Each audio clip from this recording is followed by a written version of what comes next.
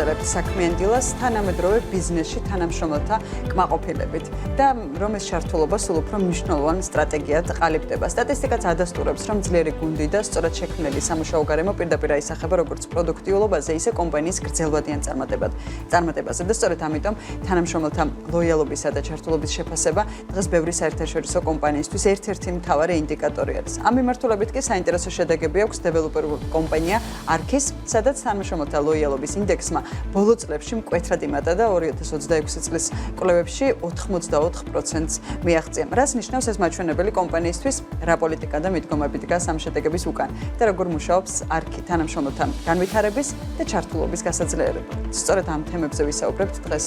სტუმრებთან ერთად საქმიან დილას შემოვერთდნენ შიო ხეცურიანი Arkis გენერალური დირექტორი და ეთუნე ჟვანიას უმასპინძლობთ Arkis HR დეპარტამენტის ხელმძღვანელს. დილამშვიდობისა.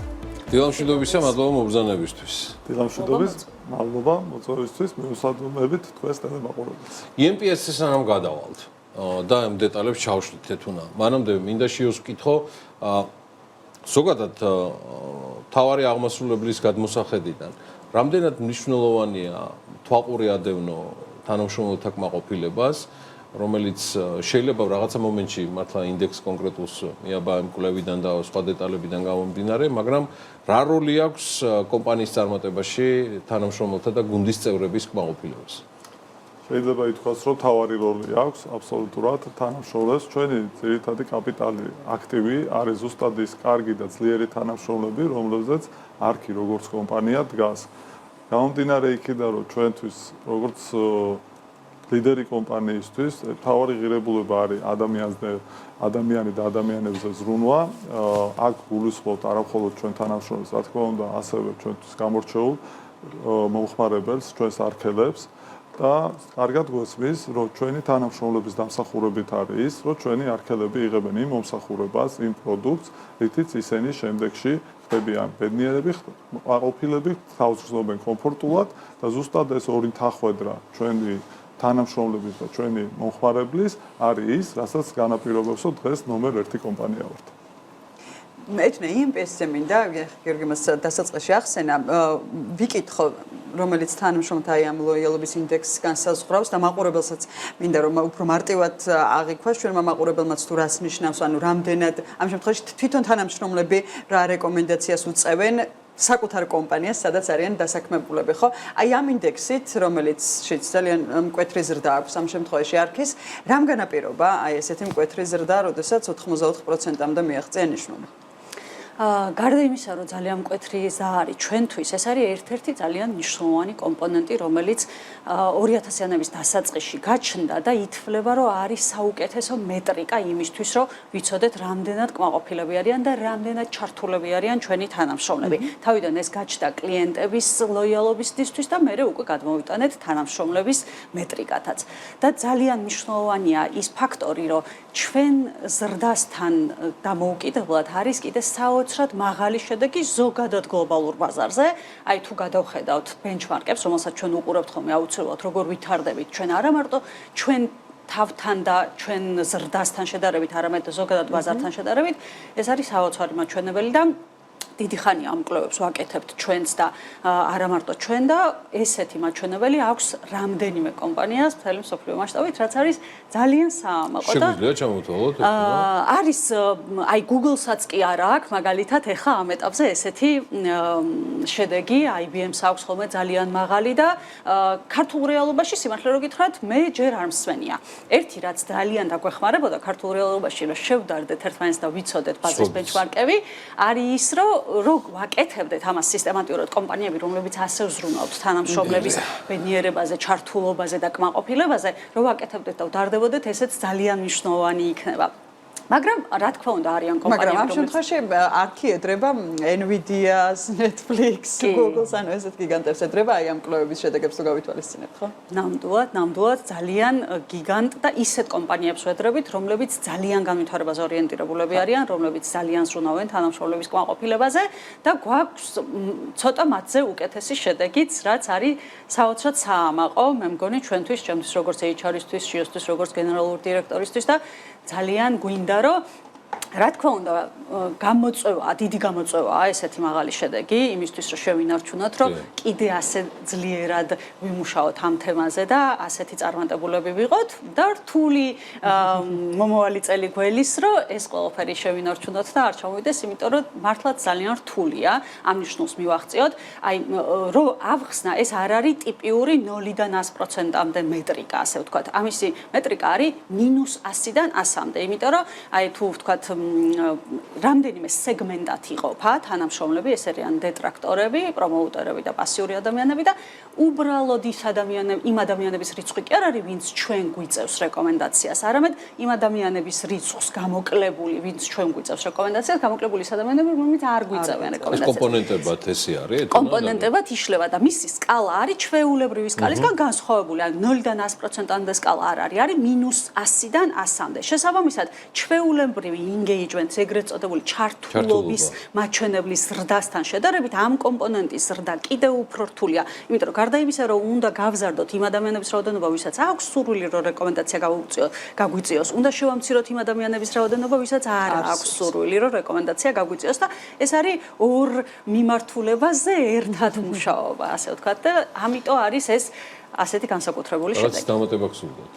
არა, უბრალოდ ეთუნას დავეთანხმები აბსოლუტურად, ძალიან მაღალი ნიშნულია და ეს მაგრამ მაზანდა გამოდის უკვე მაღალი. ხო, ანუ ჩვენ იძულებულები ვართ ფაქტურად ჩვენ თავს ვუბიძიეთ იმისკენ, რომ შემდეგი წლები კიდევ უფრო გავაუმჯობესოთ და ეს დარწმუნებულები ვართ პირდაპირ აისახება ჩვენს არქევებსაც და გვიხარია ძალიან, რომ ის 350 ადამიანზე მეტი 400-მდე ადამიანი უკვე ესე გზნობს თავს და აქ არის ისეთი მაჩვენებლები, როგორც განვითარება, აქ არის ისეთი მაჩვენებლები შედის და კომპონენტები, როგორც კარიერული წინსვლა და ამ ხრივ ასეთი კმაყოფილება არის ჩვენს თანამშრომლებში და ეს რა თქმა უნდა ძალიან ხელს გვიწყობს მათი ესეთი დამოკიდებულება კომპანიისადმიც, ერთმანეთისადმიც, განვითარებისადმიც, რომ მოვიზიდოთ უკვე ახალი ძლიერი ტალანტი არქიში და კიდევ უფრო ძლიერები გავხდეთ ამ ხრივ.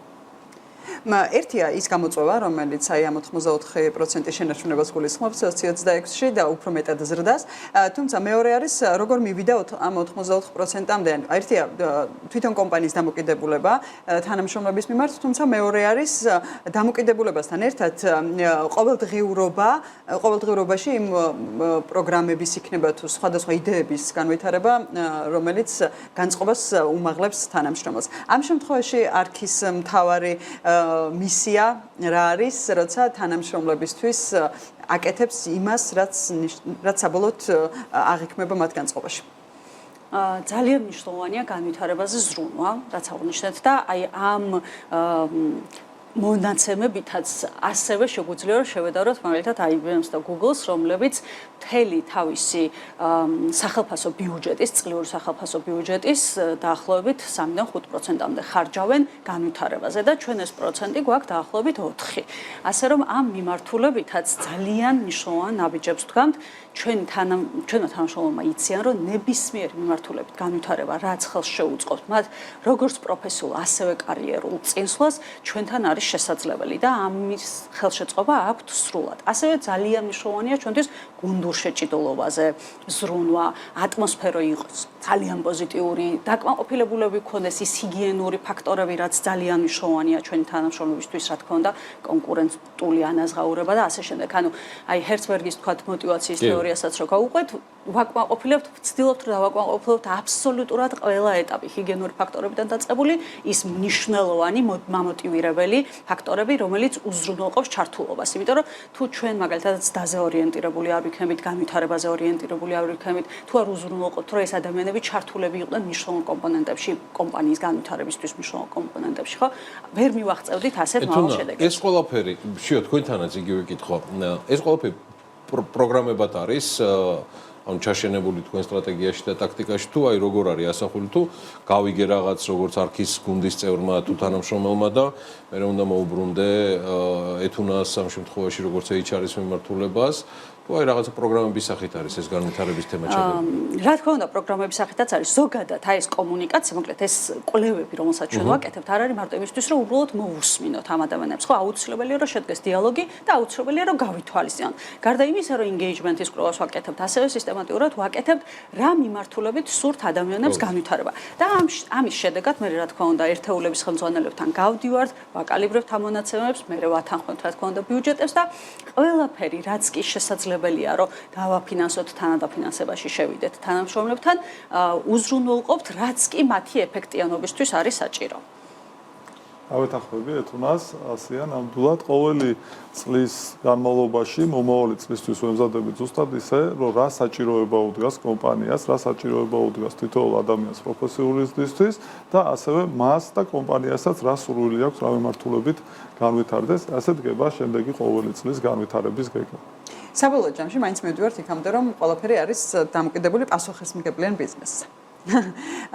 რაშიც გამოიხატება არქის თუნდაც ის პროექტები გარდა დამოკიდებულება თანამშრომლების მიმართ.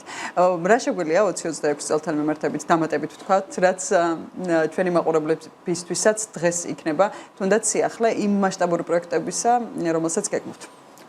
გარდა იმ მასშტაბური პროექტებისა, CSR, სოციალური პასუხისმგებლობა. ნამდვილად ჩვენ არაერთ ახალ პროექტს გეგმავთ, თუმცა დღეს უფრო შევჯერდებით და შევთანხმდებით ესეთ საკითხებზე, როგორიც არის უფრო ადამიანური რესურსების მხრივ, სოციალური პასუხისმგებლობის მხრივ და სოციალური პასუხისმგებლობის მხრივ ჩვენ აქტიურად გვეგმავთ იგივე გამწვანების მიმართულებით გააქტიურებას, რადგანაც ეს არის თვლით ძალიან აუცილებელი ჩვენი ქვეყნისთვის და მოახლოეს მომავალში თბილისში, რუსთავში და სხვადასხვა საქართველოს ქალაქებში დავიწყებთ მასშტაბურ გამწვანების აქციებს ჩვენი თანამშრომლების, ჩვენი არქელების და რა თქმა უნდა მოსახლეობის ჩართულობით.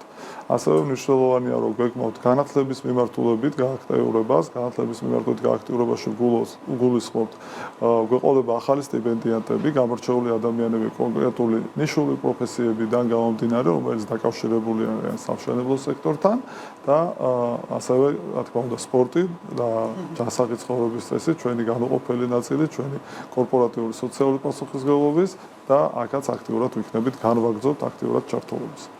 ეთუნა, CSR მიმართულება თქვენი შესავსებით არის. CSR-ის მიმართულებით ერთი განსაკუთრებული პროექტი მიყვარს, რომელიც სრულიად თანამშრომლობის ინიციატივით მოხდა და მეორე კომპანიამ ძალიან დიდი მხარდაჭერა გამოგვიცხადა. მეორე წელია უკვე ესეთ რაღაცას ვაკეთებთ, რომ თანამშრომლობის ინიციატივით ეგრეთ წოდებული Secret Santa ხა კი გაიარა სახელმწიფო პერიოდმა, მაგრამ რადგან ძალიან პოზიტიური თემა შემოვიტან მაინც თანამშრომლობის ინიციატივით თანამშრომლებმა გადავინაწილეთ მიუსაფარი ბავშვები, რომლებსაც ჩვენ არ გვითამაშია Secret Santa ეგრეთ წოდებული სამსახურში და მათთვის გავაკეთეთ საჩუქრები და მე გარდა იმისა, რომ თანამშრომლებმა ვიღეთ თამაში მონაწილეობა, კომპანიაც ძალიან დაგვეხმარა და კიდევ უფრო ბევრი ბავშვი გავახარეთ, ვიდრე ვთქვათ თანამშრომლების რაოდენობა და მათთვის მოვაწყეთ საოცარი შეხვედრაც და საჩუქრების გადაცემის ცერემონია და ძალიან პოზიტიური, ტკბილი და სასიამოვნო დღე გამოვიდა, ასე ვთქვათ, და ისიც რომ ეს ინიციატივა მოდის თანამშრომლებისგან და სიამოვნებით ერთვებიან ასეთ ინიციატივებში, არის ძალიან მნიშვნელოვანი და ეს მათ ჩართულობაზე და კომპანიის მათ გულშემატკივრობაზეც და ზოგადად სოციალურ პასუხისმგებლობის მიმართაც გულშემატკივრობაზე მეტყველებს, რაც ძალიან სასიამოვნოა. წარმატებები თქვენ ყველა პროექტს ამას ძალიან გამორჩეულად გულშემატკივრობთ. კიდევ ერთხელ გილოცავთ ძალიან მნიშვნელოვან შედეგებს, რომელიც კვლევაში ფიქსირდება და შემდეგ წარმატებებს გისურვებთ და ამაზანდის შენარჩუნებას და მხარდაჭერათ ყველა იმ პროექტს, რომელიც თქვენგან მომდინარეობს, იქნება ეს მასშტაბური გამწვანებები, აქ ახლა ალაპარაკდა ჩემი გენეტიკა, თუ ის საოცარი პროექტები, რომელიც სწორია, როკეტდება ზუსტად ასე, კამერის მიღმა და ყველანაირად ისე როგორც გულიდან მომდინარეობს. წარმატებები თქვენ. დიდი მადლობა შიო ხეცურიანს, არქის გენერალურ დირექტორს და ეთუნა ჟვანიას, არქის HR დეპარტამენტის ხელმძღვანელს.